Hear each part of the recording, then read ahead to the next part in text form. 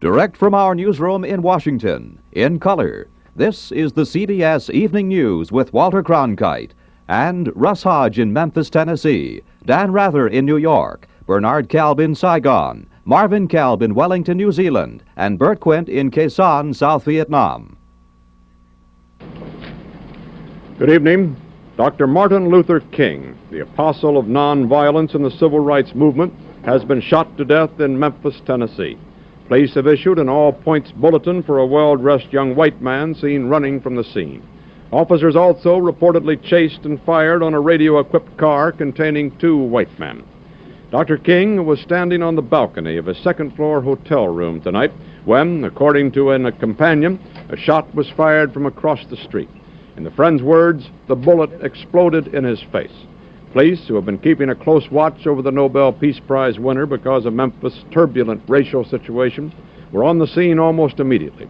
They rushed the 39-year-old Negro leader to a hospital where he died of a bullet wound in the neck. Police said they found a high-powered hunting rifle about a block from the hotel, but it was not immediately identified as the murder weapon.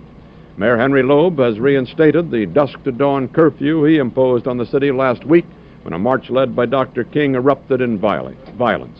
Governor Buford Ellington has called out 4,000 National Guardsmen, and police report that the murder has touched off sporadic acts of violence in a Negro section of the city. In a nationwide television address, President Johnson expressed the nation's shock. America is shocked and saddened by the brutal slaying tonight of Dr. Martin Luther King. I ask every citizen to reject the blind violence that has struck Dr. King, who lived by nonviolence. Dr. King had returned to Memphis only yesterday, determined to prove that he could lead a peaceful mass march in support of striking sanitation workers, most of whom are Negroes. Dr. King had this to say last night about the situation in Memphis. Maybe I could understand the denial of certain basic First Amendment privileges because they haven't committed themselves to that over there. But somewhere I read of the freedom of assembly. Somewhere I read of the freedom of speech. Somewhere I read of the freedom of press. Somewhere I read that the greatness of America is the right to protest for right.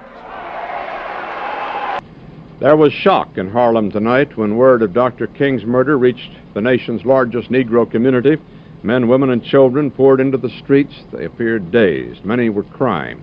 A young Negro said, Dr. King didn't really have to go back to Memphis. Maybe he wanted to prove something.